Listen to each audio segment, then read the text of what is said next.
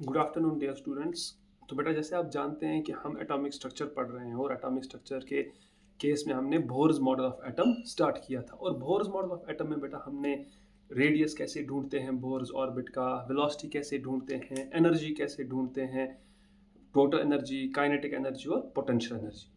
Now the case that we are having is how do we classify और how do we define what is excitation, what is de-excitation. तो बेटा जैसा कि हम इसमें पढ़ चुके हैं, और rather I should say, excitation is the process in which an electron moves from a lower energy orbit to a higher energy orbit. ठीक है। और de-excitation is a process in which an electron moves from a higher orbit या higher energy level to a lower energy level. जैसे बेटा मैं आपको ऐसे बताऊं कि मान लीजिए अगर आपके पास ये दो एनर्जी लेवल्स हैं, ठीक है, and this is energy level n1 and this is energy level n2. Now we know that as you are moving away from the nucleus, the energy increases, and as you are moving towards the nucleus, energy decreases. तो बेटा ये तो n1 है, मतलब बेटा ये lower energy वाला है. This is lower energy orbit and this is a higher energy orbit. This is a higher energy orbit. जब भी whenever an electron moves from lower energy orbit to higher energy orbit, but this process is known as excitation. This process is known as excitation. And when an electron moves from a higher energy level to a lower energy level, but this process is known as de-excitation. This process is known as de-excitation. लेकिन जब भी बेटा excitation होती है तो electron photon को absorb करता है, और जब भी बेटा डी एक्साइटेशन होती है electron emits, it gives out a photon, या ऐसे बोल सकते हैं an electron gives out energy in the form of photon. तो बेटा हम क्या लिखेंगे, हम लिखेंगे excitation, excitation requires the absorption, requires the absorption of photon. तो आपके पास जो इलेक्ट्रॉन है उसको अगर एक्साइट होना है then you need a photon to be absorbed by the electron.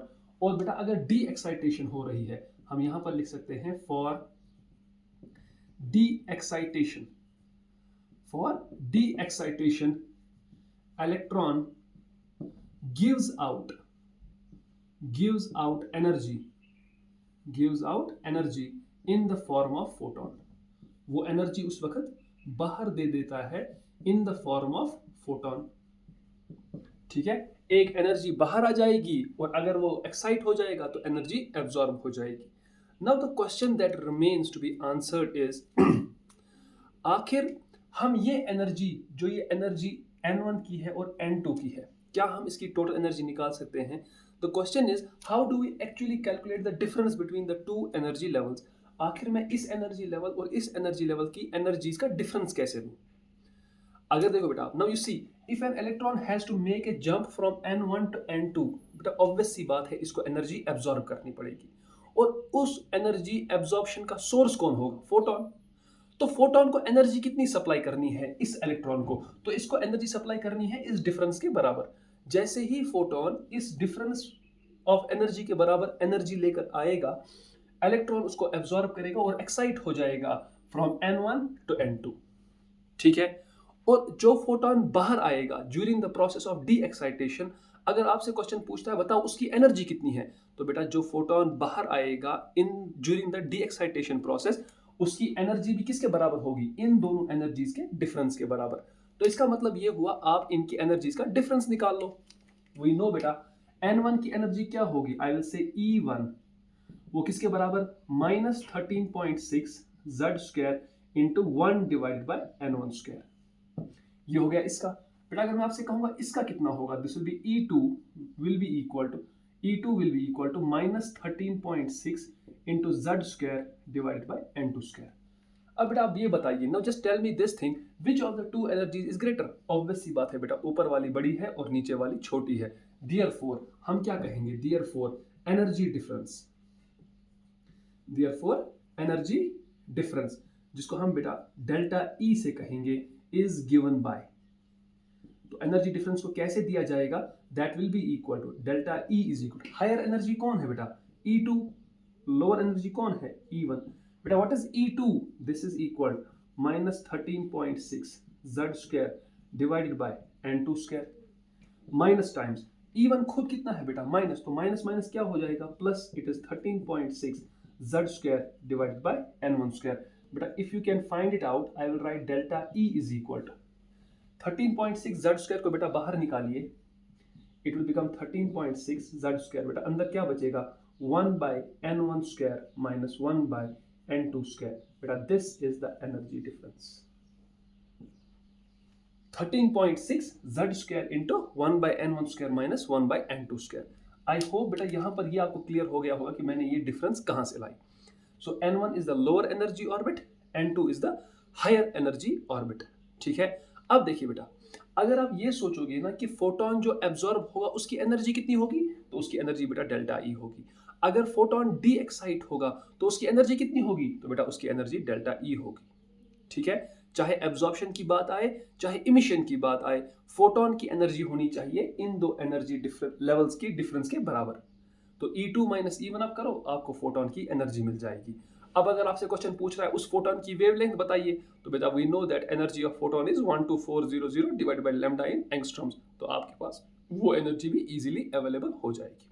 ठीक है, अब देखिए बेटा, let me first see if this is visible, yes. Now if you just try to analyze this whole scenario, now we need to know some things very very important. पहली चीज क्या है बेटा, that is energy level diagram for hydrogen. सबसे पहले हमें बनानी है बेटा एनर्जी लेवल डायग्राम, किसके लिए, हाइड्रोजन के लिए। तो चलिए हम बना लेते हैं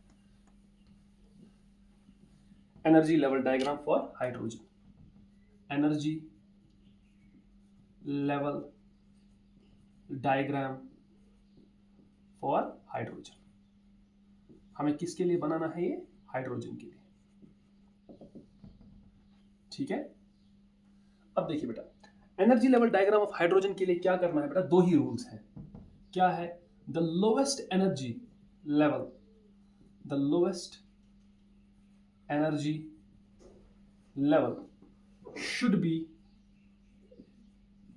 या फिर आप बोल सकते हो is placed at the bottom,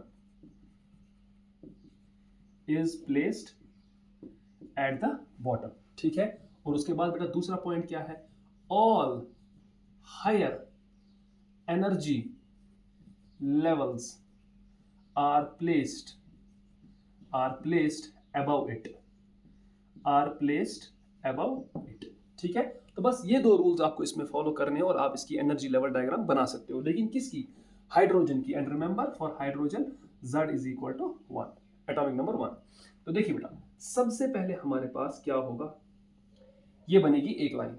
ठीक है, सो बेटा मैं थोड़ा नीचे बना देता हूं क्योंकि मुझे जगह चाहिए थोड़ी सी। So let me make it somewhere here. So this is the first energy level, N is equal to 1। ठीक है बेटा, इसके बाद आप देखोगे मैं दूसरी एनर्जी लेवल बनाऊंगा, that will be N is equal to 2। ठीक है बेटा, उसके बाद मैं तीसरी एनर्जी लेवल बनाऊंगा, that will be N is equal to 3। बेटा उसके बाद मैं चौथी एनर्जी लेवल बनाऊंगा, that will correspond to N is equal to 4। ऐसे ही बेटा ये चलता चला जाएगा और मैं पहुंच जाऊंगा लास्ट वाली energy level, that will correspond to N is equal to infinite. Now before I draw this diagram, you must have noticed one thing, that कि जो मैं इन लाइंस के बीच में डिफरेंस दे रहा हूं ना, जैसे जैसे मैं ऊपर जा रहा हूं बेटा ये डिफरेंस कम हो रही है। इसका मतलब बेटा क्या हुआ, इसका मतलब दो चीजें हमें दिख रही हैं। क्या, सबसे पहले important observations, let me write some important observations. Important observations, सबसे पहली इंपॉर्टेंट ऑब्जर्वेशन बेटा क्या है इसमें जो आपको नजर आनी चाहिए, वो ये है कि हर दो एनर्जी लेवल्स, जो भी कंसेक्यूटिव दो एनर्जी लेवल्स है, उनके बीच में एनर्जी डिफरेंस सेम नहीं है। दैट मींस क्या कहेंगे, energy difference between two consecutive energy levels, is not same. Is not uniform. ठीक है, वो आप बेटा यहां से भी देख सकते हो। देखो अगर आप पहली दो एनर्जी लेवल्स के बीच में देखोगे ना बेटा, this difference is delta E1। अगर आप दूसरी एनर्जी के डिफरेंस में देखोगे बेटा, this energy is delta E2। अगर आप तीसरी में देखोगे बेटा, दिस इज डेल्टा E3। ठीक है, तो देखो इस फिगर से दूर से ही पता लग रहा है बेटा, क्या delta E1 is greater than delta E2 is greater than delta E3, so on, चलता चला जाएगा। मतलब क्या डेल्टा E1 दो कंसेक्यूटिव के बीच में है? यस। डेल्टा E2 भी दो कंसेक्यूटिव एनर्जी लेवल्स के बीच में है और डेल्टा E3 भी, लेकिन नीचे वाला जो कंसेक्यूटिव वाला है वो ज्यादा है एज कंपेयर टू जो ऊपर, और फिर और ऊपर। अब आप जरा सोच के बताओ, जैसे जैसे हम ऊपर जा रहे हैं, the moment we are shifting above the या away from the nucleus, the energy difference is minimum, कम हो रही है। सबसे कम बेटा आपको पता है ये किस में होगी? सबसे कम ये होगी बेटा, ये कौन सी वाली है? इन्फिनिटी। और इन्फिनिटी से जो पहली वाली होगी ना, if I may call that as like this, let me call this as infinity -1। मतलब जो इन्फिनिटी से पहले वाली शेल होगी और जो इन्फिनिटी वाली होगी, उन दोनों के बीच में जो एनर्जी डिफरेंस है ना, वो सबसे कम होगा। अब आप मुझसे कहोगे सर हमें ये डेल्टा E3 और ये वाली एनर्जी डिफरेंस सबसे बराबर लग रही है। बेटा ये तो मैंने सिर्फ दिखाने के लिए किया है। वो एनर्जी डिफरेंस इतना कम होगा कि आपको ऑलमोस्ट लगेगा कि वो दोनों एनर्जी लेवल्स क्या कर रही हैं, एक दूसरे पर मिल रही हैं एक दूसरे के साथ। हालांकि वो नहीं होगी, उनमें बिल्कुल माइन्यूट सा डिफरेंस, ऑब्वियस सी बात है बेटा, डेफिनेटली होगा। ठीक है, so as you move above, you will try to find, you will notice that the difference in the energies is reducing. So the highest difference will be between n is equal to 1 and n is equal to 2. ठीक है, मैं consecutive की बात कर रहा हूं। and the lowest energy difference will be between infinity -1 and infinity. ठीक है, तो बेटा मैं वही लिख रहा हूं यहां पर, क्या the highest energy difference, the highest energy difference, the highest energy difference between two consecutive energy levels, between two consecutive energy levels is for n1 is equal to 1 and n2 is equal to 2। ठीक है, तो सबसे ज्यादा energy level तो इसी के बीच में जो डिफरेंस है। तीसरा पॉइंट बेटा जो यहां पर आप कह सकते हो, तीसरा नहीं मैं ऐसे ही लिखूंगा, the minimum energy difference, the minimum energy difference between two consecutive energy levels is for किस किस के लिए बेटा, n1 is equal to infinity -1 and n2 is equal to infinity। I hope you must have understood what do I mean by writing this। ठीक है बेटा, तो ये हमारे पास हो गई। अब क्या करना है सर? बेटा अब आपके लिए और आसानी है। मैंने यहां पर ये चार ही क्यों बनाए हैं? Because I want you to remember these 4 values for hydrogen atom.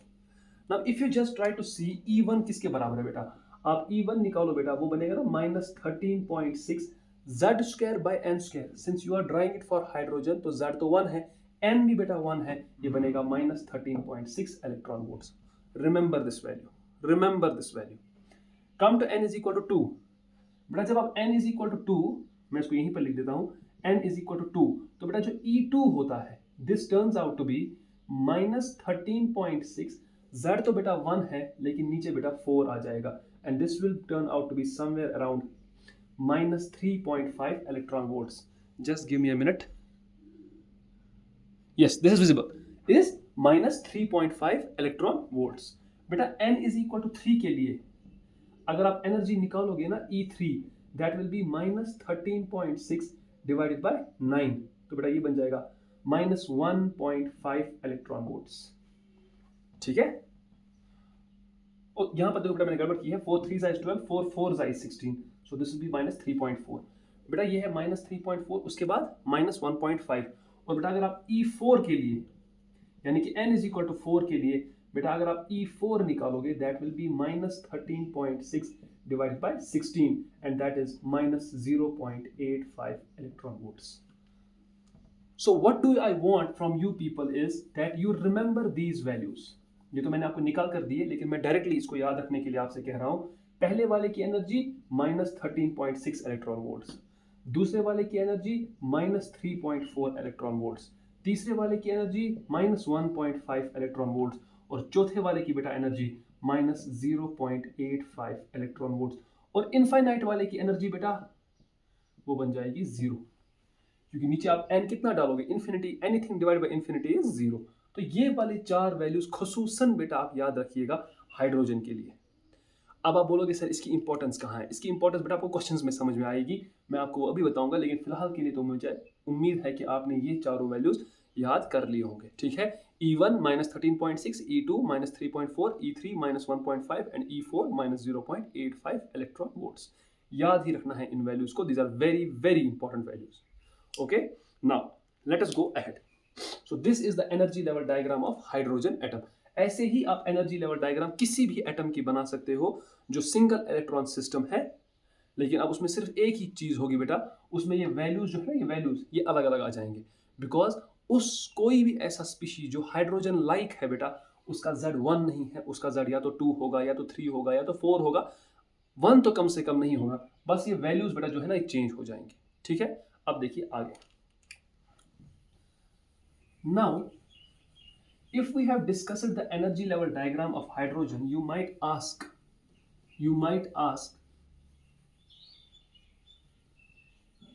कि सर इसका इंपॉर्टेंस कहाँ है? देखिए बेटा, अगर आपको थोड़ा सा एक मैं सवाल एक दिखाऊं, आपको सवाल आ गया, कैलकुलेट द एनर्जी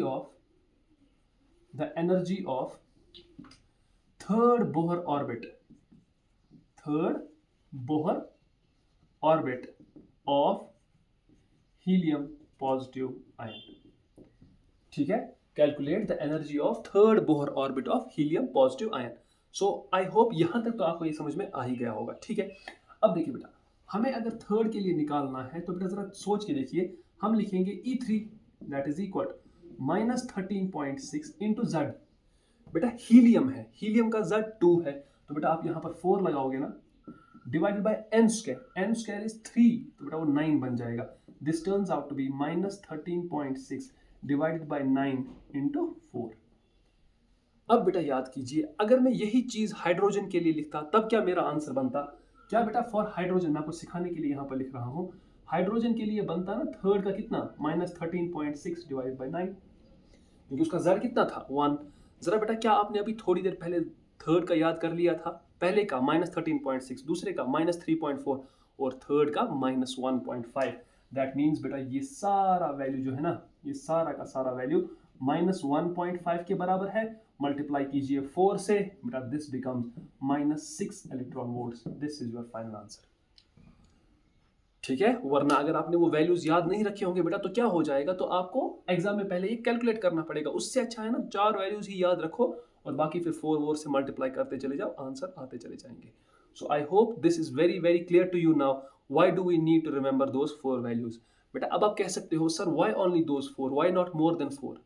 तो बेटा देयर इज नो लिमिट, आप कहां तक याद रख सकते हो, लेकिन बेस्ड ऑन द एक्सपीरियंस मैं आपसे कह रहा हूं 4th तक आप याद रख लो, मोर देन इनफ है। But if you want to go ahead for 5th 6th 7th 8th, I won't be stopping you from doing that, because that is obviously a good thing. If you can do that, most welcome, you can do that. But if you just try to be on a safer side, beta up to 4th energy level you should remember the values, and I am pretty sure that you will be in a good position in the examinations.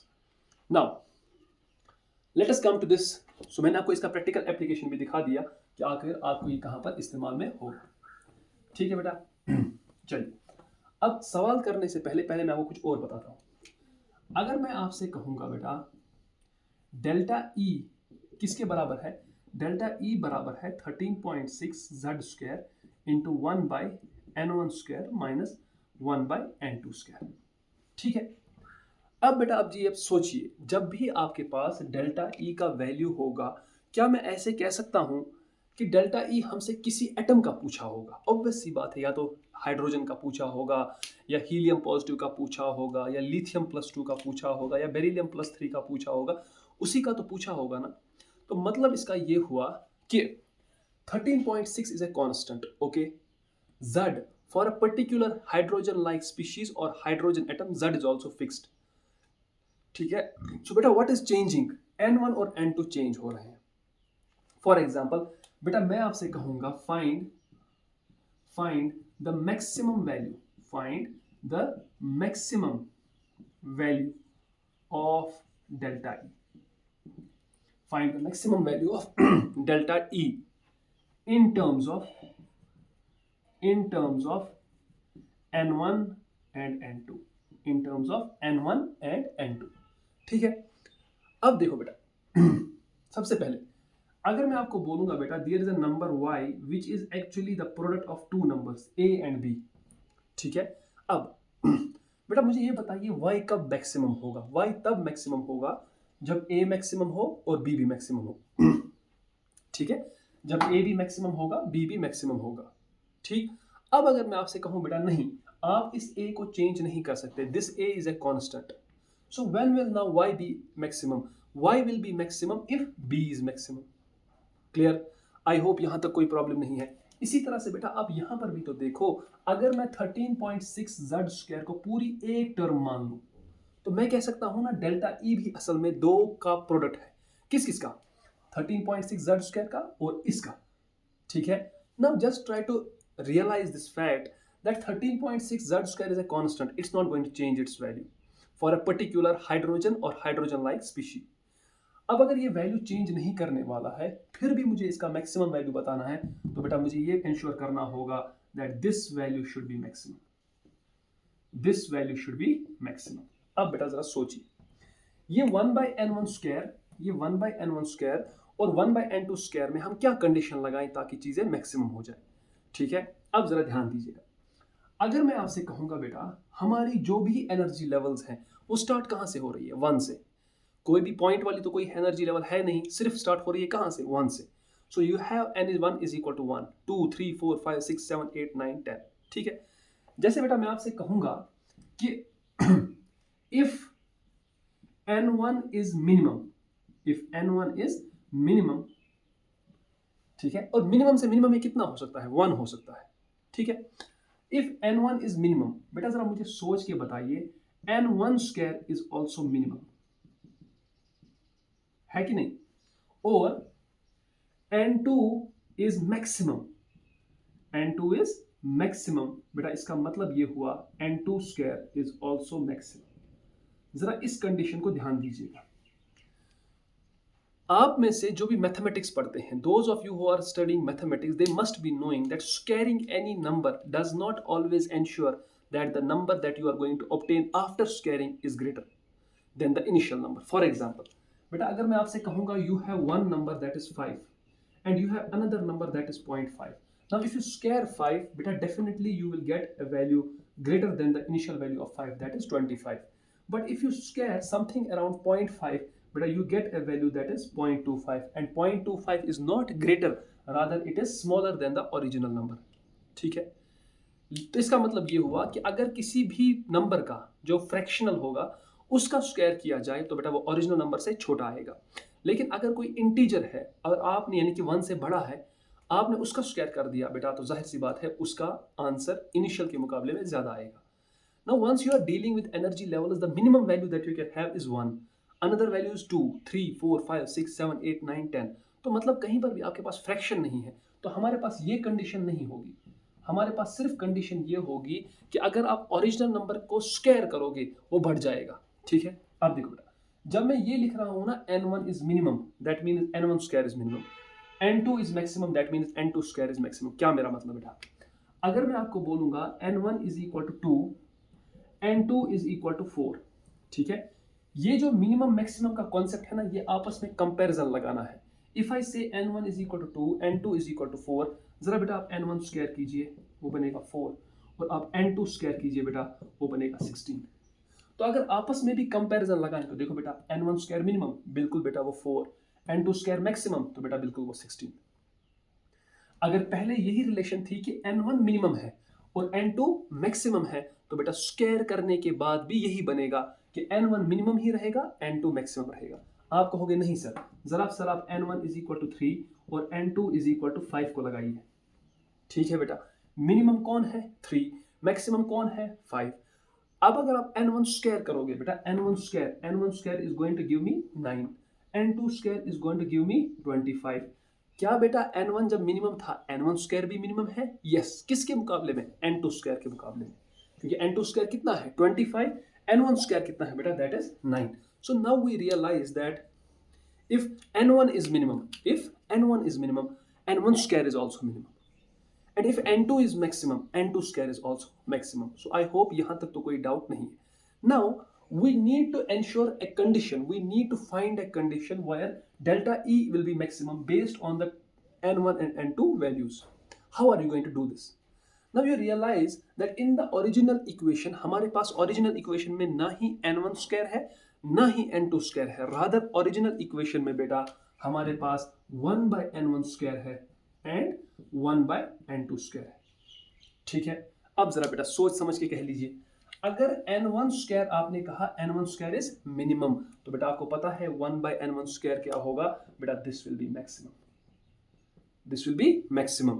और अगर n2 square maximum है तो बेटा 1 by n2 square बेटा ये minimum हो जाएगा, ये क्या हो जाएगा मिनिमम. फॉर एग्जाम्पल अगर आप यहां पर n1 स्क्वायर करोगे बेटा, बताइए मुझे what is 1 by 4, that is 0.25. And बेटा what is 1 by 16, what is 1 by 16, आपको बेटा 1.16 कितना होता है, दिस इज 0.0625, दिस इज 0.0625. अब देखो बेटा अगर n1 स्क्वायर छोटा है तो 1 by n1 स्क्वायर बड़ा है, n2 स्क्वायर अगर बेटा बहुत बड़ा है तो 1 by n2 स्क्वायर बहुत छोटा है. Now just think about this, delta E तब आता है जब आप 1 by n1 स्क्वायर में से कोई चीज सब्ट्रैक्ट कर रहे हो. अच्छा, तो मतलब अगर मैं 1 by n1 स्क्वायर में से मान लो बेटा कोई चीज सब्ट्रैक्ट ना करूं, तो मतलब बेटा डेल्टा ई का वैल्यू मैक्सिमम आएगा, क्योंकि उस वक्त ये पूरी टर्म क्या होगी मैक्सिमम. फिर से let me repeat it once again, if you are not going to subtract anything from 1 by n1 square, definitely the value of delta E is going to be maximum. Now, if in any scenario you have to subtract something, अगर आपको किसी भी situation में बेटा कुछ ना कुछ subtract करना ही पड़ेगा और आपको ये इंश्योर करना है कि डेल्टा ई का वैल्यू क्या है मैक्सिमम, तो बेटा क्या आप सोच के मुझे बताइए, ये नहीं होना चाहिए कि आप जो चीज सब्ट्रैक्ट कर रहे हो वो कम से कम होनी चाहिए. वो क्या होनी चाहिए, वो कम से कम होनी चाहिए. मतलब you have to ensure 1 by n1 square should be maximum and 1 by n2 square should be minimum. Beta, for that you have to ensure n2 is maximum, n1 is minimum. अब आप बोलेंगे सर क्या बोल रहे हो, we did not get it even now. Suppose बेटा, suppose मैं आपसे कह रहा हूं, देखिए मैं आपसे कह रहा हूं for which of the following, for which of the following transition, for which of the following transition the energy difference is maximum. maximum किसकी टर्म्स में होगी, फॉर एग्जाम्पल बेटा will it be for 2 to 3, will it be for 2 to 4, will it be for 3 to 5 और will it be for 3 to 4. इनमें से किस transition के लिए, ट्रांजिशन मतलब प्रोसेस के लिए, इसका मतलब क्या हुआ, इलेक्ट्रॉन जा रहा है 2 से 3 की तरफ, 2 से 4 की तरफ, 3 से 5 की तरफ और 3 से 4 की तरफ. तो इन किस ट्रांजिशन के लिए, out of these 4 transitions, for which of the transitions energy will be maximum. Now बेटा you have just now studied that for energy to be maximum n1 should be minimum, n1 should be minimum, because what will that do, that n1 being minimum will ensure that n1 square is minimum. And if n1 square is minimum, beta 1 by n1 square is maximum. That is why out of all the 4 options, n12, n12, n13, n13, तो बेटा मुझे पता चल गया ये दो तो बिल्कुल भी आंसर्स नहीं है, इन्हीं दो में से कोई आंसर है, क्योंकि इसका n1 क्या है छोटा और इसका n1 भी क्या है छोटा. Now to get this energy maximum, बेटा जस्ट थिंक अबाउट दिस, हमें अगर कोई चीज सब्ट्रैक्ट करनी ही करनी है तो हम चाहेंगे ना वो कम हो जो हमें सब्ट्रैक्ट करना है. तो क्या हम ये नहीं चाहेंगे कि जो चीज हमें सब्ट्रैक्ट करनी है वो कम से कम हो जाए. बेटा इसमें कितना सब्ट्रैक्ट करना है आपको पता है, इसमें सब्ट्रैक्ट करना है 1 by 9, इसमें कितना सब्ट्रैक्ट करना है 1 by 16. इज 1 by 9 मोर और इज 1 by 16 मोर, ऑब्वियस सी बात है बेटा 1 by 9 is more and 1 by 16 is small. Therefore if 1 by 16 is small, are you getting this 1 by 16 कैसे आया, because you have 1 by n2 square. So if 1 by 16 is small as compared to 1 by 9, that means बेटा जो N2 है ये highest होना चाहिए. N1 is minimum, N2 is highest. अब आप कहोगे नहीं सर, N2 तो यहाँ पर हाईएस्ट है, 5 है इसका, लेकिन बेटा ये तो आप सिर्फ N2 पर लगा रहे हो. पहले N1 की कंडीशन भी तो लाओ. पहले N1 की कंडीशन क्या होगी? कम से कम. बेटा वो तो 2 है और यहाँ पर 3 है, तो 3 में तो नहीं आएगा. 5 जरूर कम है, लेकिन बेटा उसका 1/n1² जो है ना वो पहले से ही कम है. क्या मतलब उसका? Let me teach you this. Delta E is equal to 13.6 z². चलिए बेटा जरा इसके लिए निकालिए. What is this? This is 1/4 minus 1/9. Let me solve this for hydrogen for a moment. तो बेटा दिस बिकम्स 1, तो इतना ही होगा. This becomes 13.6 into 5 divide by 36. ठीक है बेटा. जरा बेटा डेल्टा E2 निकालिए, मतलब इस ट्रांजिशन के लिए. दिस बिकम्स 13.6 इंटू, पहला तो बनेगा 1/4, दूसरा बनेगा बेटा 1/16. So if I am going to solve this, this turns out to be 13.6 into 16 minus 4, बेटा that is 12. 16 4s are, beta that is 64. Now if you calculate delta E3, that is 13.6 into, that is 1/9 minus 1/25. This turns out to be 13.6 into 25 minus 19, that is 16 divided by 25 into 9. ठीक है. और बेटा if you calculate delta E4, that is 13.6 into 1/9 minus 1/16. ठीक है. तो solve it out बेटा, you will get here 13.6 into 16 minus 9, that is 7 divided by 16 into 9. ठीक है बेटा. अगर आप ये वैल्यूज कैलकुलेट करोगे ना, do you know what you will observe? बेटा you will observe that delta E2 is greater than delta E1 is greater than, किससे वो बड़ा है बेटा? That is greater than delta E4 and that will be greater than delta E3. नहीं sorry, यहां पर बेटा गलती हो जाएगी. यहां पर आएगा डेल्टा E3 और यहां पर आएगा delta E4. You will observe this order. That is for sure. If you just solve it out, you will observe this order. So what does this actually mean? This result actually shows us that if you keep N1 minimum and N2 highest, अगर आप N1 minimum निकालोगे और N2 highest लोगे, बेटा इस पूरी term का value क्या आएगा? ज्यादा आएगा. तो डेल्टा E भी ज्यादा हो जाएगा. तो आपसे जो क्वेश्चन पूछा गया था, find the maximum value of delta E in terms of N1 and N2, तो बेटा इसका आंसर क्या होगा? What will be the answer? What will be the answer? तो हम कहेंगे for maximum delta E, for maximum delta E, N1 should be minimum, N1 should be minimum and N2 should be maximum, and N2 should be maximum. ठीक है. तो बेटा ये है किसके लिए कंडीशन? ये है बेटा कंडीशन डेल्टा E मैक्सिमम लाने के लिए. अब बेटा आप सोचिए, आपको याद है जब मैंने हाइड्रोजन की एनर्जी लेवल डायग्राम बनाई थी, मैंने आपसे कुछ कहा था क्या? कि अगर आप ऊपर ऊपर जाओगे, जैसे बेटा अब मैं आपसे कहूंगा E1 और E2 की एनर्जी डिफरेंस ढूंढो. ठीक है. उसके बाद मैं कहूंगा आपसे बेटा E2 और E3 की एनर्जी डिफरेंस ढूंढो. फिर कहूंगा E3 और E4 की एनर्जी डिफरेंस ढूंढो. तो you will find a pattern there. What is that pattern? The pattern is that the difference between the energy levels is decreasing as you go up. Consecutive energy levels की बात हो रही है. ठीक है. Now once you are talking about consecutive energy levels, you need to ensure one thing, कि अगर आपको डेल्टा E को मिनिमम लाना है, if this delta E has to be minimum, if delta E has to be minimum, अगर delta E को minimum होना है, देन बेटा क्या होना चाहिए? क्या ये चेंज होगा? नहीं. Then 1/n1² minus 1/n2² should be minimum. Should be minimum. Should be minimum. और बेटा ये मिनिमम कैसे होगा? ये मिनिमम तब होगा बेटा जब N1 क्या होगा? जब N1 इंफिनिटी होगा. जब N1 infinity नहीं, I don't want to say infinity, rather I should say when N1 is highest. When N1 is highest. When N1 is highest. And tell me बेटा what is the condition of N2? अब आप मुझसे कहोगे sir N1 अगर आपने highest कहा तो N2 पर क्या बोल रहे हो? Lowest? No बेटा, N1 हाईएस्ट है तो N2 उससे भी हाईएस्ट है, लेकिन वो प्रेफरेबली होना चाहिए अगला ही, यानी कि कंसेक्यूटिव होना चाहिए.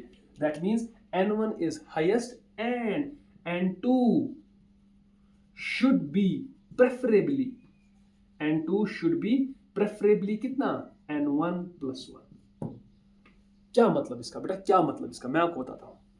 अगर आपके पास बेटा ट्रांजिशन हो रही है, लेट मी से 2 to 4, बेटा let us suppose it is 5 to 6, let us suppose it is 5 to 7, let us suppose बेटा it is 6 to 8, and let us suppose it is 6 to 7. ठीक है, अब बेटा सोच के बताइए, अगर आपको ये इंश्योर करना है कि एनर्जी मिनिमम होनी चाहिए, तो सबसे पहले N1 शुड बी हाईएस्ट. बेटा लगाइए N1 कहां पर हाईएस्ट है, तो बेटा ना ही तो ये आंसर है, ना ही बेटा ये आंसर है, ना ही ये आंसर है, या तो ये आंसर है या तो ये आंसर है. ठीक है, अब बेटा जिस तरह सोच के देखिए, यहां से आपको खुद समझ में आएगा. बेटा मैं आपसे कहूंगा क्या 6 और 8 में ज्यादा डिफरेंस है या फिर 6 और 7? ऑब्वियस सी बात है बेटा, कंसेक्यूटिव्स में एनर्जी डिफरेंस कम. लेकिन अगर आप देखोगे ना, देखो मैं आपको दिखाता हूं, अगर मैं आपसे कहूं ना ये रहा 6, 7 कहां होगा बेटा, 7 यहां होगा, 8 कहां होगा बेटा, इसके ऊपर. ठीक है, आप जरा सोच के देखो. मैं थोड़ा सा इसको अलग से बनाता हूं. Let this be 6, let this be 7, let this be 8. ठीक है, तो 6, 7, 8.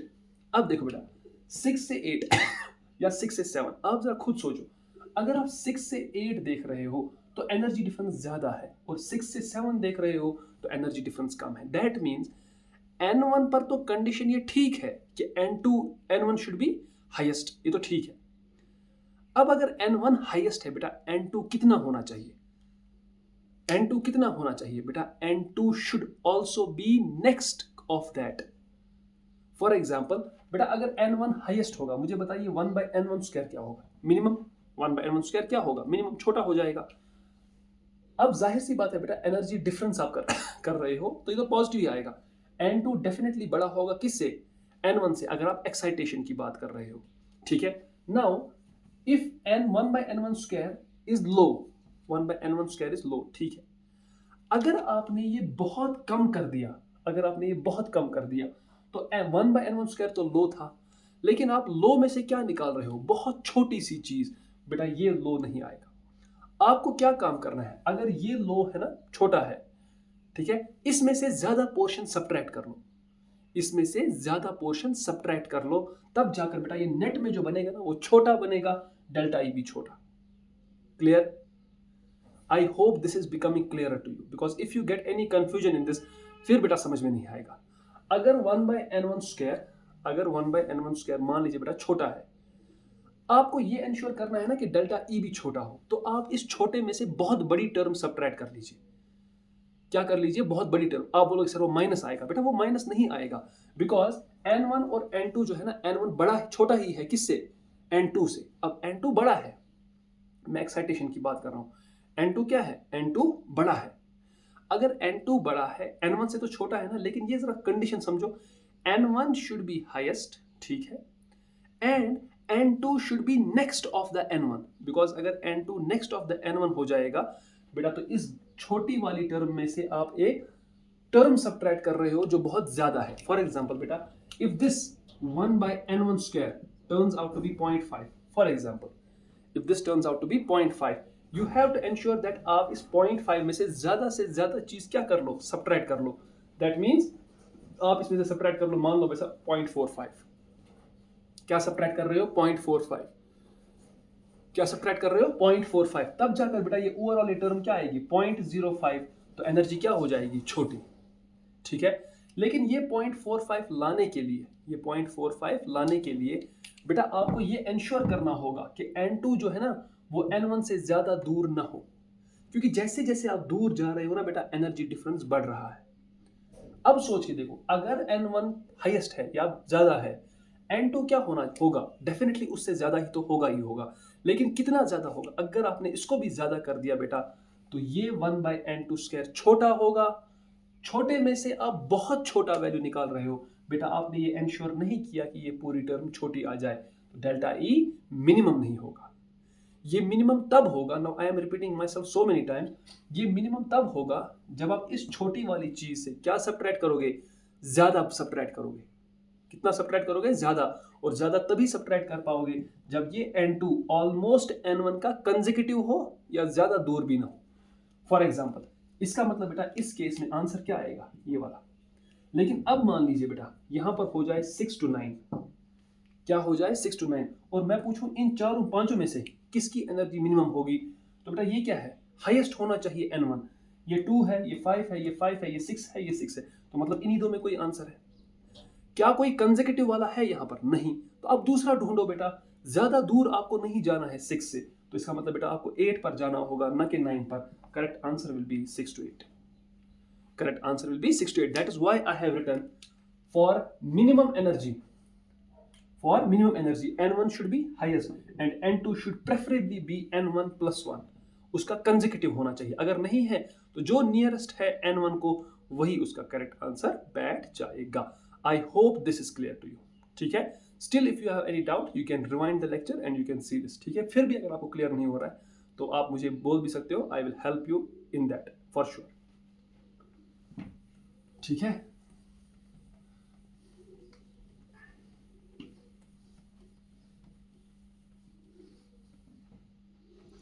तो if I see to it, question देखो बेटा हमारे पास क्या है।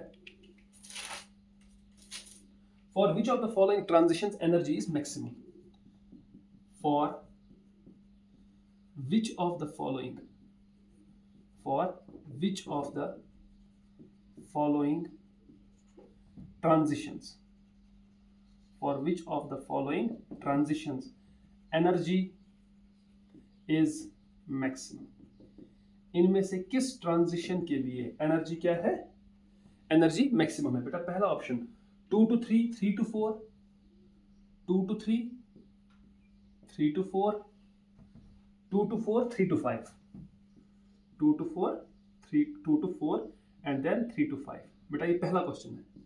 दूसरा part that is 3 to 5, 4 to 5, 5 to 6, 3 to 5, 4 to 5, 5 to 6 and then you have 7 to 8। ठीक है बेटा, और तीसरा जो बेटा आपके लिए है that is 2 to infinity, 1 to 2, 2 to infinity, 1 to 2, 4 to 5 and 1 to infinity। आपको ये तीन पार्ट्स दिए गए हैं बेटा, तो आपको इन तीनों पार्ट्स में बोलना है। पहले पार्ट में कौन सी ट्रांजिशन के लिए एनर्जी मिनिमम नहीं मैक्सिमम होगी, मैक्सिमम है बेटा। तो मैक्सिमम के लिए क्या कंडीशन है, N1 should B lowest.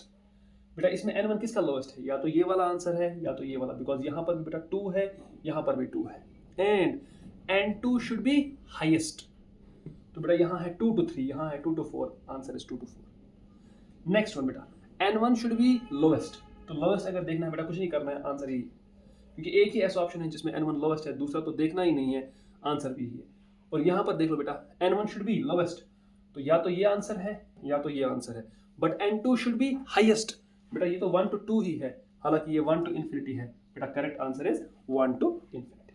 So this is how you do these simple questions, but this question becomes simple only if you have understood the concept. If you have not understood the concept, then it's very difficult for you to tackle such questions. So I hope ये आपको अच्छे से समझ में आ गया होगा।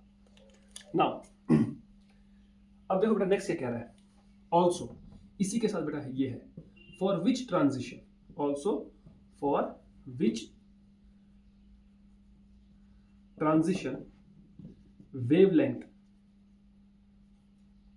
of photon is maximum, is maximum. बेटा ट्रांजिशंस दी गई हैं 6 to 7, पहला part 6 to 7, 4 to 5, 4 to 5, 6 to 9, 6 to 9 and then you have 3 to 4। जो दूसरा पार्ट दिया गया है बेटा वो है 2 to 7, that is 1 to infinity, then you have 3 to 10 and then you have 4 to 12। ठीक है, नाउ आपको बताना है इन दो अलग अलग क्वेश्चंस हैं। इन दो क्वेश्चंस में पहले वाले पार्ट में बताइए किस ट्रांजिशन के लिए वेवलेंथ क्या होगी, मैक्सिमम। थिंक अबाउट दिस बेटा, we have learned that energy is equal to, या मैं सीधे लिखूंगा, energy is inversely proportional to wavelength. अगर आपको वेवलेंथ को मैक्सिमम रखना है तो एनर्जी मिनिमम होनी चाहिए। तो उल्टा हम ये भी तो कह सकते हैं, ये क्वेश्चन अगर हमसे पूछ रहा है कि वेवलेंथ कहाँ मैक्सिमम है, we can reframe the question and say the question actually asks where the energy is minimum, where the energy is minimum. तो बेटा मिनिमम के लिए क्या कंडीशन है, n1 should be highest, n2 should be n1 plus 1 और nearest. n1 should be highest, तो बेटा either the answer is first or the answer is third। n2 should be ज्यादा दूर नहीं होना चाहिए, n2 इसके नजदीक ही, तो बेटा यही है ना 6 to 7, the correct answer is this one, because 6 to 7 में जो डिफरेंस होगी वो कम होगी as compared to 6 to 9। now go for this, wavelength maximum, energy minimum energy minimum के लिए n1 का वैल्यू ज्यादा, हाईएस्ट n1 का वैल्यू बेटा देखना ही नहीं है, answer is 4 to 12। Answer is what, answer is 4 to 12। बस खत्म सवाल बेटा, इस तरह से आपको ये क्वेश्चंस करने होते हैं। सो आई होप ये क्वेश्चंस आप कर लोगे। अब आपको इस तरह के क्वेश्चन जो बुक में मिलेंगे उनके साथ आप डील कर पाओगे।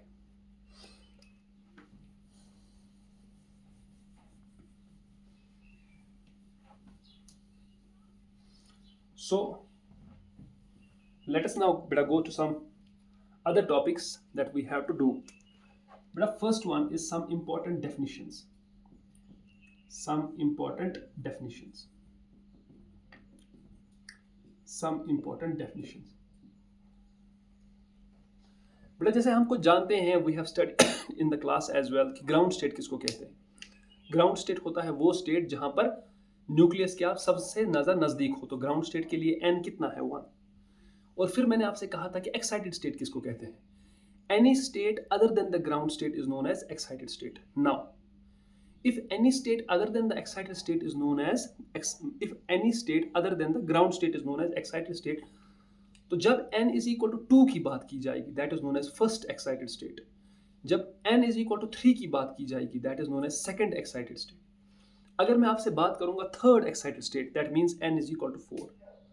अगर मैं आपसे बात करूंगा sixth excited state that means n is equal to 7। तो इस हिसाब से आपको जो पढ़ाया था मैंने, तो आई होप वो आपको अभी भी याद होगा। ठीक है, अब जो हमें पढ़ना है that is some important terms that is known as ionization energy. ठीक है, that is known as ionization energy. So what do you mean by ionization energy? It is the energy required, it is the energy required to take the electron, to take the electron कहां से, from ground state to infinity। ध्यान रखिएगा बेटा, क्या है, it is the energy required to take the electron from ground state to infinity। मतलब ionisation energy ये होती है कि इलेक्ट्रॉन को आपको कितनी एनर्जी देनी पड़ेगी ताकि ये कहां से कहां की तरफ मूव करे, ग्राउंड स्टेट से इंफिनिटी की तरफ। That means for ionization energy, for ionization energy can I write n1 is equal to 1 क्योंकि ग्राउंड स्टेट है, और n2 is equal to infinity. ये है कंडीशन किसके लिए, आयोनाइजेशन एनर्जी के लिए। Therefore can I say delta E is equal to 13.6 z square into 1 by n1 square minus 1 by n2 square. ठीक है, तो मैं कह सकता हूं for ionization energy n1 is equal to बेटा कितना 1, n2 is equal to infinity. जब आप n1 इज इक्वल टू 1 और n2 इंफिनिटी डालोगे बेटा यही एनर्जी क्या बन जाएगी, ionisation energy. I can write ionization energy is equal to 13.6 z square. क्यों, अंदर वाला क्या बन गया 1 by 1 that is 1, 1 by infinity का स्क्वायर दैट इज 0, 1 माइनस 0 1, तो लिखना या ना लिखना एक ही बात है। तो किसी भी एलिमेंट का आयोनाइजेशन एनर्जी कितना होता है 13.6 इंटू जेड स्क्वायर, जो हाइड्रोजन लाइक स्पीशीज है। Ionization energy is equal to 13.6 into Z square. Now this is electron volts. अगर आप एनर्जी भी लिखना चाहोगे दिस बिकम्स इलेक्ट्रॉन वोल्ट्स। ठीक है, अगर आप हाइड्रोजन की आयोनाइजेशन एनर्जी के बारे में पता करना चाहते हो, हाइड्रोजन का Z is 1, so you can say 13.6 into 1 that is hydrogen की आयोनाइजेशन एनर्जी 13.6 इलेक्ट्रॉन वोल्ट्स है। Therefore for hydrogen ionization energy is equal to 13.6 electron volts. बेटा अगर मैं आपसे कहूंगा फॉर हीलियम प्लस, बताइए बेटा आयोनाइजेशन एनर्जी किसके बराबर है? 13.6 इंटू हीलियम का Z, बेटा दैट इज 4, सो 6 4 जा 24, हीलियम का Z 2 है तो 2 स्क्वायर 4 हो जाएगा, 4 6 जा 24, 2 कैरी, 4 3 जा 12, 12 एंड 2 14, 4 1 कैरी 4 1, तो बेटा हीलियम का कितना है? 54.4 electron volts and so on you can get it. ठीक है, चलिए बेटा, now this is the first definition that is ionization energy. बेटा अब हमारे पास दूसरी एनर्जी आती है, that is known as excitation energy, that is known as second one, excitation energy, excitation energy. And excitation energy means energy required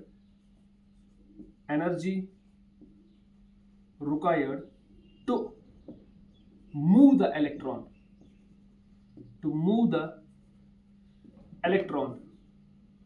from ground state to any other excited state,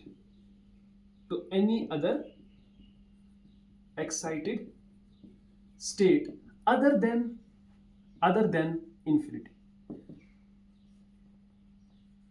ठीक है, तो इसका मतलब बेटा ये हुआ, एक्साइटेशन एनर्जी का मतलब क्या है? आपको वो एनर्जी जो लगेगी एक इलेक्ट्रॉन को कहां लेने के लिए? ग्राउंड स्टेट से किसी भी और एक्साइटेड स्टेट, लेकिन इंफिनिटी वाली नहीं, क्योंकि अगर वो इंफिनिटी वाली होगी बेटा वो कहां बन गई एक्साइटेशन एनर्जी? वो तो बन गई ionization energy, that is known as ionization energy. मतलब जैसे बेटा मैं आपको एक डायग्राम से समझाता हूं, मान लीजिए ये न्यूक्लियस है, ये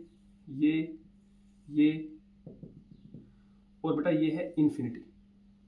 ठीक है, जैसे मैं आपको और एक और बना दूं और फिर हम ऐसे ही चलते चले जाएंगे। नाउ बेटा this is equal to n is equal to 1, this is known as n is equal to 2, n is equal to 3, n is equal to 4। ठीक है, अगर आपको एक्साइटेशन एनर्जी डिफाइन करनी है तो होता है वो हमेशा ग्राउंड स्टेट से किसी भी एक्साइटेड स्टेट की तरफ, ग्राउंड स्टेट से किसी भी एक्साइटेड स्टेट की तरफ, ग्राउंड स्टेट से किसी भी एक्साइटेड स्टेट की तरफ, लेकिन इन्फिनिटी की तरफ नहीं, क्योंकि अगर आप ग्राउंड स्टेट से इन्फिनिटी की तरफ गए बेटा उसको तो आयोनाइजेशन एनर्जी कहते हैं ना। So how will you call that as an excitation energy? No, you will call that as ionization energy. तो एक्साइटेशन और आयोनाइजेशन में क्या फर्क है? एक्साइटेशन में भी आपको n1 इज इक्वल टू 1 मतलब ग्राउंड स्टेट से ही लेना है, आयोनाइजेशन में भी आपको ग्राउंड स्टेट से ही लेना है, लेकिन आयोनाइजेशन का फाइनल स्टेट क्या है? इन्फिनिटी। और एक्साइटेशन एनर्जी का फाइनल स्टेट क्या है? कोई भी एक्साइटेड स्टेट, लेकिन इन्फिनिटी नहीं होनी चाहिए। Now see this, if you take an electron from n1 is equal to 1 to n2 is equal to 2, beta this is known as first excitation energy। अगर आप 1 से लेकर 3 की तरफ जाओगे बेटा, यानी कि ग्राउंड स्टेट से सेकंड एक्साइटेड स्टेट की तरफ, बेटा that is known as second excitation energy. अगर आप ग्राउंड स्टेट से थर्ड एक्साइटेड स्टेट की तरफ जाओगे बेटा that is known as third excitation energy. ठीक है, सो अगर मैं आपसे बेटा कहूंगा, मान लीजिए what is first excitation energy, what is first excitation energy, तो फर्स्ट एक्साइटेशन एनर्जी का मतलब कहां से कहां तक? ग्राउंड स्टेट से फर्स्ट एक्साइटेड स्टेट तक। तो बेटा अगर ऐसा कहा गया तो आपको खुद समझना है एग्जाम में कि n1 का वैल्यू क्या है, n2 का वैल्यू क्या है। बेटा here n1 means 1 and n2 means 2। ठीक है, अगर वो बेटा आपसे कहता है सेकेंड एक्साइटेशन एनर्जी, क्या कहता है? सेकेंड एक्साइटेशन एनर्जी, बेटा this means n1 is equal to 1 to n2 is equal to 3 and so on. अगर वो आपसे कहता है बेटा sixth excitation energy, sixth excitation, बेटा इसका मतलब n1 इज इक्वल टू 1 से लेकर n2 इज इक्वल टू 7, क्योंकि सिक्स्थ एक्साइटेड स्टेट मतलब बेटा 7 तक आपको जाना है, that will be giving you sixth excitation energy.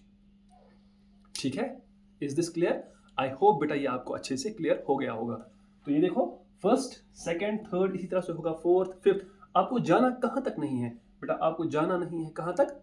Infinity तक। ठीक है, तो अगर मैं उस फॉर्मूले पर आऊं, if I come to that formula जो मैंने आपको लिखवाया थोड़ी देर पहले, सो कैन आई से for excitation energy, for excitation energy, बेटा फॉर एक्साइटेशन एनर्जी जरा मुझे एक चीज बताइए, एक्साइटेशन एनर्जी का मतलब क्या, कौन सी चीज फिक्स है?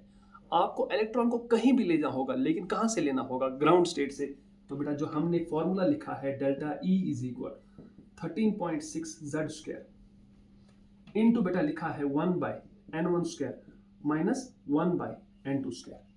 अगर मुझे डेल्टा ई को किसके बराबर मानना है? एक्साइटेशन एनर्जी के बराबर। तो बेटा मैं कहूंगा excitation energy is equal to 13.6 into Z square. कहां से कहां तक लेना है बेटा? ग्राउंड स्टेट से किसी भी स्टेट तक। तो मैं कहूंगा यहां पर आएगा ना सिर्फ 1 बाय 1 और यहां पर आएगा 1 बाय n2 का स्क्वायर। फॉर ऑल बेटा n2 नहीं होना चाहिए इन्फिनिटी, क्योंकि अगर n2 इन्फिनिटी बन गया बेटा ये बन जाएगी ionisation energy. But I am not talking about ionisation energy, rather I am talking about excitation energy. So I hope बेटा this is clear to you. Now कभी कभी क्या होता है बेटा, क्वेश्चन आपसे पूछ लेता है एक्साइटेशन पोटेंशियल। क्या पूछ लेता है? Excitation potential. अब कभी कभी फिर आप सोचोगे यार सर ने तो हमें पढ़ाया है एक्साइटेशन एनर्जी, अब ये एक्साइटेशन पोटेंशियल क्या है जो क्वेश्चन मुझसे पूछ रहा है? तो बेटा डोंट गेट कंफ्यूज्ड। अगर आपके पास एक्साइटेशन एनर्जी है तो आपने वैल्यू किस में निकाला होगा? इलेक्ट्रॉन वोल्ट्स में ही निकाला होगा ना। लेकिन क्वेश्चन आपसे क्या पूछ रहा है? Excitation potential. तो बेटा डरने की बात नहीं है, पोटेंशियल का यूनिट क्या होता है? वोल्ट।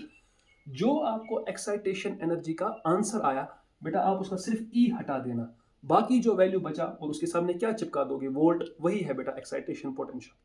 फॉर एग्जाम्पल बेटा if you are given like this, अगर बेटा आपको मान लीजिए एग्जाम में आंसर ऐसे आ गया, second excitation energy for example बेटा ये आ गया 4 electron volts for example, but the question is not asking second excitation energy, he is asking second excitation potential. तो बेटा you don't need to worry anything, just write 4 volts, answer ये है। सिर्फ ई हटा दो, आंसर आ गया। तो उल्टा भी करो, अगर आपको सेकंड एक्साइटेशन पोटेंशियल दिया गया है तो सेकंड एक्साइटेशन एनर्जी लाने का क्या तरीका है? उसके सामने ई जोड़ दो। मान लीजिए बेटा आपको दिया गया है third excitation energy is equal to 6 volt, नहीं sorry, third excitation potential is equal to 6 volts.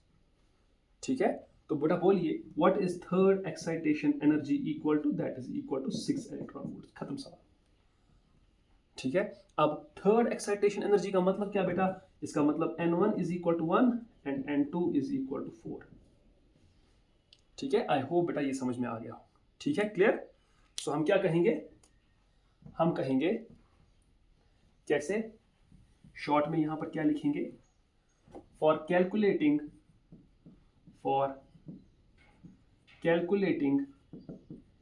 excitation potential, for calculating excitation potential, just remove the E of electron volt to get the value of excitation potential in terms of volts, in terms of volts। ठीक है, for example if second excitation energy is equal to for example बेटा 4 electron volts, this implies second excitation potential is equal to 4 volts. ठीक है, तो यहां पर बेटा आपको ये ध्यान में रखना होगा। क्लियर? ऐसे हम करते हैं क्वेश्चंस को। Now this is excitation energy, we come to next one। next comes बेटा separation energy। अब क्या है? तीसरा क्या है बेटा? separation energy। तीसरा क्या है बेटा? ये 3 एनर्जीज बेटा आपको पढ़नी है। कौन कौन सी? आयोनाइजेशन, एक्साइटेशन और सेपरेशन। थर्ड वन इज बेटा separation energy. separation energy, third one is separation energy। it is the energy required, it is the energy required to move an electron, to move an electron from any excited state, from any excited state to infinity। क्या है बेटा separation energy? इसका मतलब ये होता है आपको electron को लेना है कहां से, किसी भी एक्साइटेड स्टेट से, ग्राउंड स्टेट से नहीं, किसी भी एक्साइटेड स्टेट से, कहां तक, इन्फिनिटी तक। अब याद करो बेटा, आयोनाइजेशन एनर्जी में क्या था, आपको उसको लेना है इन्फिनिटी तक, लेकिन कहां से, ग्राउंड स्टेट। एक्साइटेशन एनर्जी क्या है, आपको उसको लेना है ग्राउंड स्टेट से कहां तक, किसी भी एक्साइटेड स्टेट में, लेकिन इन्फिनिटी तक नहीं। सेपरेशन एनर्जी में मतलब क्या है, आपको इलेक्ट्रॉन को लेना है किसी भी एक्साइटेड स्टेट से, लेकिन ग्राउंड स्टेट से नहीं, कहां तक, इन्फिनिटी तक। क्योंकि अगर आप गए ग्राउंड स्टेट तक बेटा, वो क्या बन जाएगी, आयोनाइजेशन एनर्जी। दैट मीन्स अगर मैं फिर से एक डायग्राम बनाऊं, देखिए बेटा,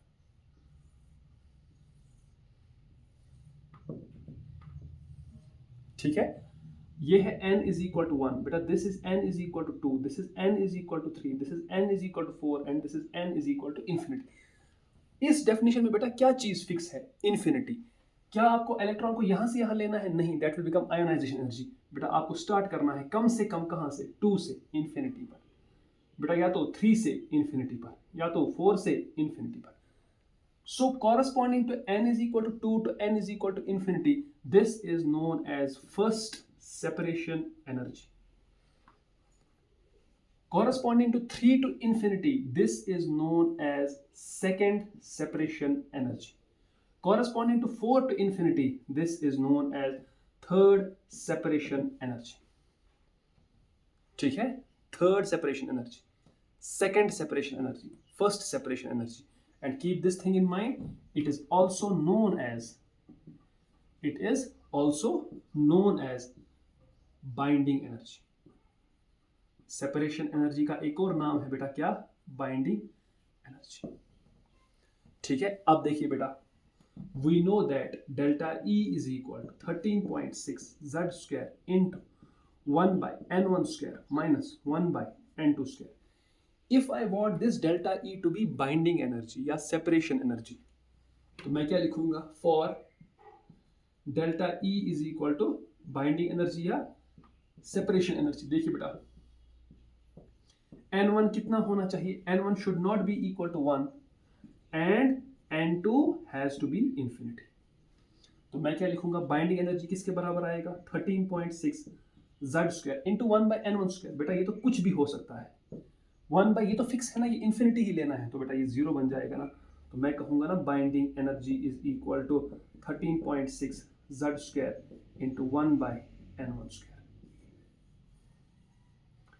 this is the formula of binding energy. This is the formula of binding energy that you need to keep in your mind. Binding energy कहो या सेपरेशन एनर्जी कहो, it's one and the same thing. So I hope बेटा ये definitions आपको याद आई होंगी। अब जैसे मैंने बेटा आपसे कहा ना एक्साइटेशन पोटेंशियल, वैसे ही एक और नाम कहेगा सेपरेशन पोटेंशियल। ठीक है, वो क्या करना है बेटा, आप क्या काम करो, आप बाइंडिंग एनर्जी निकाल लो और उसका E हटाओ, जो बाकी वैल्यू और वोल्ट बचा बेटा वही होता है separation potential. Clear. Now this is called as, अगर मैं आप निकालोगे ना ये फर्स्ट सेपरेशन एनर्जी, इसको कहते हैं binding energy of first excited state. क्या कहते हैं, binding energy of first excited state. ये जो मैंने लिखा ना सेकंड सेपरेशन एनर्जी, इसको कहते हैं binding energy of second excited state. In words पर बेटा याद रखिएगा, ये वर्ड्स बड़े इंपॉर्टेंट है, किस तरह से बोला जाता है। अगर मैं आपसे कहूंगा ना fifth separation energy, now think about this fifth separation energy, that is also known as binding energy of sixth excited state. अगर उसने कभी आपसे क्वेश्चन में कहा binding energy of eighth excited state, that means he is referring to n1 कितना होगा, जरा सोच के बताइए। एट्थ एक्साइटेड स्टेट की बात हो रही है, तो बेटा n1 इज 9। कहां तक जाना है, 9 से इंफिनिटी तक जाना है। कहां से कहां तक जाना है, 9 से इंफिनिटी तक। तो इस हिसाब से बेटा आपको ये चीजें याद रखनी, आपको ये चीजें समझनी है, आपको ये कॉन्सेप्ट्स लगाने हैं। डोंट गेट कंफ्यूज कि क्या चल रहा है। जैसे मैं रिपीट करता हूं, आयोनाइजेशन एनर्जी 1 से इंफिनिटी खत्म, एक्साइटेशन एनर्जी 1 से किसी भी एक्साइटेड स्टेट में चले जाओ, लेकिन इंफिनिटी में नहीं जाना। सेपरेशन एनर्जी, कोई भी एक्साइटेड स्टेट हो, कहां तक जाना है, इंफिनिटी तक, लेकिन कहां से नहीं जाना है, ग्राउंड स्टेट से इंफिनिटी। क्योंकि अगर आप ग्राउंड स्टेट से इंफिनिटी गए बेटा, उसको बाइंडिंग एनर्जी नहीं कहेंगे, उसको कहेंगे ionization energy. I hope these points are very very clear in your mind. ठीक है, चलिए बेटा मैं आपको इस पे सवाल दिखाता हूं और फिर आपको और कॉन्फिडेंस आ जाएगा। ठीक, देखिए बेटा, और ये डायग्राम्स के साथ आपको अपनी नोटबुक्स पर बनाना है, तब जाकर आपको ये क्लियर होगा। ठीक है, देखिए बेटा सवाल क्या है। Let us write some questions, क्योंकि मुझे क्वेश्चंस याद तो नहीं है। देखो बेटा क्वेश्चन क्या है। सबसे पहले क्वेश्चन कह रहा है calculate ionization energy of, calculate ionization energy of hydrogen atom, helium positive ion and lithium +2 ion. ठीक है, सो बेटा इसका सॉल्यूशन बहुत ही आसान। आयोनाइजेशन एनर्जी का मतलब कहां से कहां तक, 1 से इंफिनिटी तक। तो इसका मतलब फॉर hydrogen atom delta E is equal to ionization energy is equal to 13.6 into 1। Ionization energy का मतलब कहां से, ग्राउंड स्टेट से इंफिनिटी, दैट मीन्स 1/1 minus 0, बेटा दिस बिकम्स 13.6 इलेक्ट्रॉन वोल्ट्स। ठीक है, फॉर हीलियम पॉजिटिव आयन, बेटा डेल्टा E कब होगा आयोनाइजेशन एनर्जी के बराबर, 13.6। हीलियम का एटॉमिक नंबर 2, तो ये 4 हो जाएगा, अंदर क्या बनेगा 1/1 minus 0। So what is 13.6 into 4, अभी हमने सॉल्व किया था, 6 4 is 24, 2 carry, 4 3 12, 12 and 2 14, 1 carry, 4 1 4, so that is 54.4 electron volts. But अगर मैं करूंगा बात किसकी, फॉर Li+2 आयन, तो बेटा डेल्टा E यानी कि आयोनाइजेशन एनर्जी किसके बराबर, 13.6 इंटू 9 इंटू बस 1 छोड़ दो बेटा। ठीक है, व्हाट इज 13.6 इंटू 9, कीजिए जरा बेटा इसको। 9 6 54, 5 कैरी, 9 3 27, 27 and 5 32, 2 3 कैरी, 9 1 9, तो बेटा ये बन जाएगा 122.4 electron volts. So this is the correct answer. I hope आपको समझ में आ गया होगा, there won't be any confusion. ठीक है, चलिए बेटा। हाँ, अब बेटा अगर वो ये पूछता मुझे what is the ionisation potential for lithium +2, तो बस बेटा मुझे E हटाना है 122.4 वोल्ट्स। वो मुझसे पूछता what is the ionisation potential of helium positive ion, so बस बेटा 54.4 वोल्ट्स, इलेक्ट्रॉन हटाओ, आंसर आ जाएगा। ठीक है, चलिए बेटा question number 2। Now what is the question number 2 saying, it says that calculate first excitation energy of lithium +2 ion, calculate first excitation energy of lithium +2 ion। Lithium +2 ion की first excitation energy निकालिए। याद कीजिए बेटा, excitation energy ground state से कहीं पर भी आप जाओ, दैट इज एक्साइटेशन, लेकिन इंफिनिटी तक नहीं जाना। Now what do we call as first excitation energy? बेटा फॉर क्या लिखेंगे सॉल्यूशन में, for first excitation energy, do you remember बेटा N1 तो फिक्स है ना, 1 N2 कहां तक जाना है बेटा आपको, 2 तक। बस फर्स्ट एक्साइटेशन एनर्जी किसके बराबर होगी, लिथियम +2 की 13.6 into 9 hydrogen helium lithium into बेटा ये बनेगा ना 1/1 minus 1/4। जरा सॉल्व कीजिए बेटा इसको, this becomes 13.6 into 9 into 3.4। Now बेटा just remember what is 13.6/4, याद है उस हाइड्रोजन की energy level diagram, this corresponds to second energy level of hydrogen. उसका वैल्यू कितना था अगर हम याद करेंगे, 3.4। So 13.6/4 is 3.4, so this becomes 3.4 into 27। चलिए बेटा कीजिए इसको, what is 27 into 3, 7 3 is 21, 3 2 is 27, 71, it is 71 plus, नहीं 81, sorry it is 81, and what is 27 into 4, 27 into 4 is 108, लेकिन अगर 27, हाँ 27 into 4 is 108, लेकिन क्या ये 4 है, नहीं बेटा this is 0.4, so 108 divided by 10, that is 10.8, 81 plus 10.8, बेटा that becomes 91.8 electron volts is the correct answer। कितना है, 91.8 electron volts, खत्म सवाल। अगर आप इसमें कंफ्यूज हो रहे हो कि मैंने इसको कैसे सॉल्व किया, बेटा I wrote it like this 27 into 3 plus 0.4. So 27 into 3 is 81. क्या ये 0.4 को मैं ऐसे नहीं लिख सकता हूँ 4 divide by 10. So 27 into 4 108, 108 divide by 10 10.8 मैंने ऐड कर दिया, आंसर आ गया. तो एज सिंपल एज दैट, कोई मुश्किल सवाल नहीं है. चलिए बेटा अब मैं आपको एक लास्ट सवाल दिखाता हूँ बिफोर वी वाइंड अप. देखिए बेटा, the question is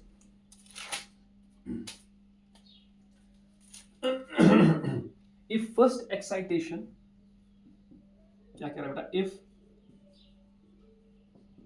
first excitation potential, if first excitation potential of hydrogen like sample of hydrogen like sample is 15 volts. ठीक है, calculate ionization energy, calculate ionization energy. ठीक है, और क्या कह रहा है बेटा, और कह रहा है एंड सेकेंड एक्साइटेशन पोटेंशियल भी निकालना है. Also find second excitation potential. तो बेटा ये क्वेश्चन है, बस लास्ट क्वेश्चन है, यू विल अंडरस्टैंड दिस. देखिए बेटा, फर्स्ट एक्साइटेशन पोटेंशियल, बेटा याद कीजिए एक्साइटेशन एनर्जी का मतलब क्या है. फर्स्ट एक्साइटेशन एनर्जी मतलब N1 इज इक्वल टू 1 से N1 N2 is equal to 2. मतलब बेटा हम क्या कहेंगे, फर्स्ट एक्साइटेशन पोटेंशियल कितना है बेटा, 15 वोल्ट्स. क्या बेटा इसका मतलब ये हो गया कि first excitation energy is equal to 15 electron volts. तो आपको ई ही तो जोड़ना है और करना क्या है, तो हम क्या कहेंगे, for first excitation energy, for first excitation energy क्या बेटा हम कहेंगे, delta E is equal to 13.6 Z square into first excitation energy के लिए N1 कितना है 1, N2 कितना है 2. तो बेटा आई विल से 1/1 माइनस 1/4. ठीक है, फर्स्ट एक्साइटेशन एनर्जी बेटा कितनी दी गई है 15 is equal to 13.6 Z square into 1 minus 1/4 बेटा दैट इज 3/4. तो अगर आप यहां से कैलकुलेट करोगे 13.6 Z square is equal to 15 4 60, 60 divide by 3 बेटा that is 20. Keep this first, keep this first. Now what do you need to calculate, ionization energy. Do you know for ionization energy, for ionization energy N1 कितना है बेटा 1, N2 कितना है infinity.